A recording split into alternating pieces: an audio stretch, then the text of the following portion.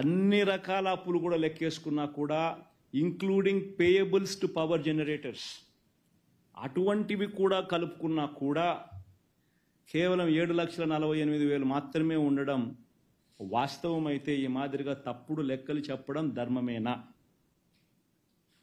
In fact రాష్ట్రానికి సంబంధించిన ఆర్థిక వ్యవహారాలకు సంబంధించిన విషయాల మీద కేంద్ర ప్రభుత్వం రిలీజ్ చేసిన ఎకనామిక్ సర్వే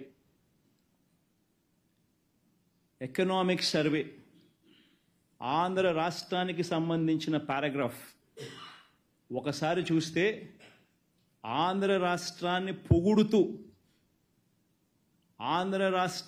పొగుడుతూ వాళ్ళు రాసిన మాటలు చూడండి ఒకసారి. State governments continue to improve their finances in financial year 24. Preliminary unaudited estimates of finances for a set of 23 states published by CAG suggests that the gross fiscal deficit of these 23 states was 8.6%, lower than the budgeted figure of 9.1 lakh crores. This implies that fiscal deficit as a percentage of GDP for these states came in at 2.8% as against the budgeted of 3.1%. The quality of spending by state governments improved,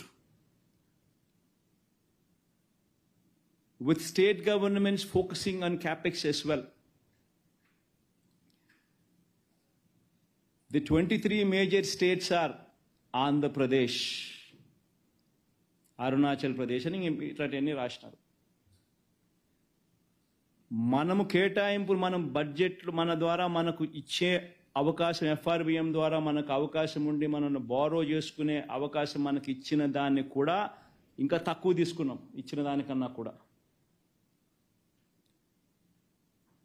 direct benefit transfer లాంటి గొప్ప కార్యక్రమాలు మనం చేసినాం కాబట్టి మన రాష్ట్రాలు ఏదైతే మన రాష్ట్రం ఏదైతే ఉందో దాన్ని పొగుడుతూ కూడా రాసినారు.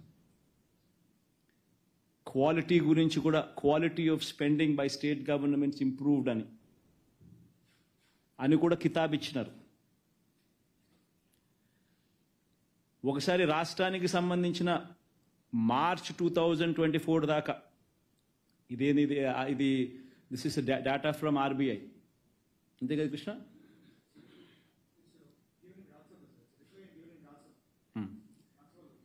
ఇది రాజ్యసభలో ఇచ్చిన రిప్లై. రాజ్యసభలో ఇచ్చిన రెస్పాన్స్ ఇది. దీంట్లో ఆంధ్రప్రదేశ్ డెట్ ఎంత అని చెప్పి మార్చ్ 2024 దాకా చూస్తే 4,85,000 కోట్లు. నేను ఇంకా జూన్ వరకు తీసుకున్నా కాబట్టి ఇంకా పెంచిన 4,80,000 కోట్ల 85,000 కోట్లు కాస్త ఇంకా పెంచి ఇంతకు ముందు మీకు చెప్పిన జూన్ దాకా తీసుకున్నా కాబట్టి. కానీ వాళ్ళు ఇచ్చిన స్టేట్మెంట్లోనే 4,85,000 మాత్రమే అని ఉంది. మరి ఎక్కడి నుంచి వస్తూ ఉండే ఈ నెంబర్లు? 10 లక్షల కోట్లను ఒకరితో చెప్పిస్తారు, ఒకరితో చెప్పిస్తారు, 14 లక్షల కోట్లని ఆయన అంటాడు, ఇంకొకరితో రాయిస్తారు. ఈ మాదిరిగా రాష్ట్రానికి సంబంధించిన పరిస్థితిని లేనిది ఉన్నట్టుగా ఉన్నది లేనట్టుగా చిత్రీకరించి చూపించడం ధర్మమేనా? Everybody should ask these questions. ఇప్పుడు ఆయన మాట చెప్పినాడు ఎన్నికలప్పుడు, నెరవేర్చాల్సిన బాధ్యత ఆయనది.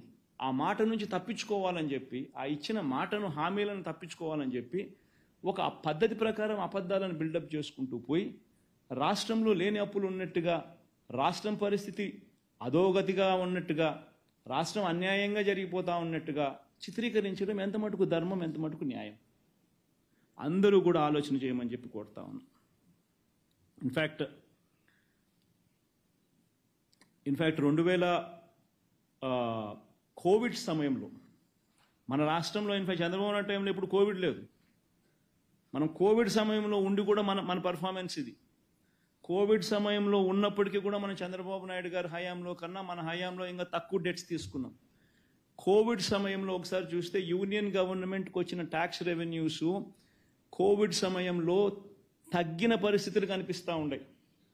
2019, 2020 చూస్తే కోవిడ్ సమయంలో -3.38% growth rate gross tax revenues collections.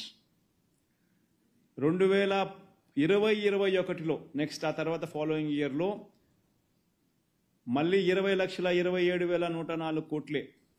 అప్పటికి 0.85% పెరుగుదల growth rate in gross tax revenues.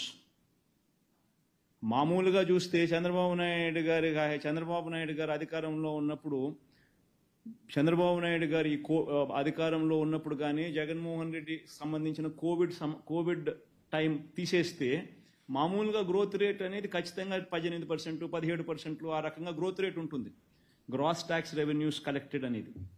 అటువంటిది 2 సంవత్సరాలు కోవిడ్ వల్ల కేంద్రానికి రావాల్సిన గ్రాస్ ట్యాక్స్ రెవెన్యూస్ 2019-20లో -3.38%, 2020-21లో 0.85% గ్రోత్ రేట్ మాత్రమే నమోదైన పరిస్థితి.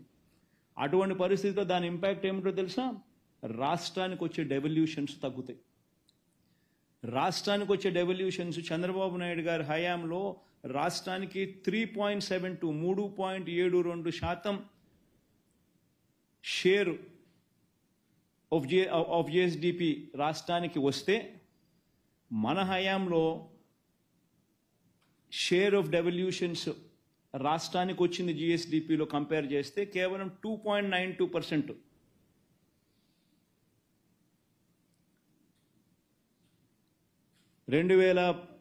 ఇది జిఎస్డిపినా జీడిపినా?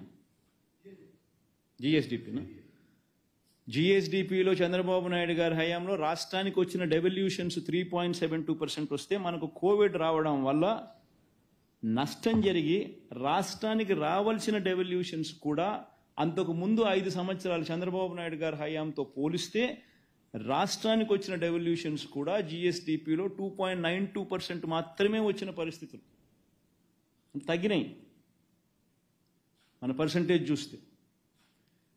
అటువంటి పరిస్థితుల్లో కేంద్రమే కాదు ప్రతి రాష్ట్రము కూడా అప్పులు ఎక్కువగా చేసుకునే వెసులుబాటు కేంద్ర ప్రభుత్వం అడుగులు ముందుకు వేసింది. కేంద్ర ప్రభుత్వం ఎక్కువ అప్పులు తీసుకుంది, రాష్ట్రాలకు ఎక్కువ అప్పులు తీసుకునే అవకాశం కూడా కల్పించింది. అయినప్పటికీ కూడా మన హయాంలో చంద్రబాబు నాయుడు గారు చేసిన అప్పులు కన్నా మన హయాంలో అప్పులు మనం తక్కువ చేసినాం. చంద్రబాబు నాయుడు గారి హయాంలో compounded annual growth rate of liabilities 21.63% అయితే మన హయాంలో compounded annual growth rate of liabilities all kinds of liabilities put together 12.90% మాత్రమే. ఆయన హయాంలో ఎఫ్ఆర్బిఎం డెట్కి సంబంధించిన అంశం వరకే చూసుకున్నా కూడా 18.15% కంపౌండెడ్ యాన్యువల్ గ్రోత్ రేట్, మన హయాంలో 13.80% మాత్రమే కనిపిస్తుంది. అంటే ప్రతి అంశంలోనూ కూడా అప్పుల పరంగా కోవిడ్ లాంటి విపత్కర పరిస్థితుల్లో కూడా వైఎస్ఆర్సీపీ హయాంలో అప్పులు తక్కువ జరిగాయి. Compounded annual growth rate of debt when compare to Chandrababu's రెజీమ్లో ఆయన 5 సంవత్సరాలతో కంపేర్ చేస్తే. ఇది వాస్తవాలు.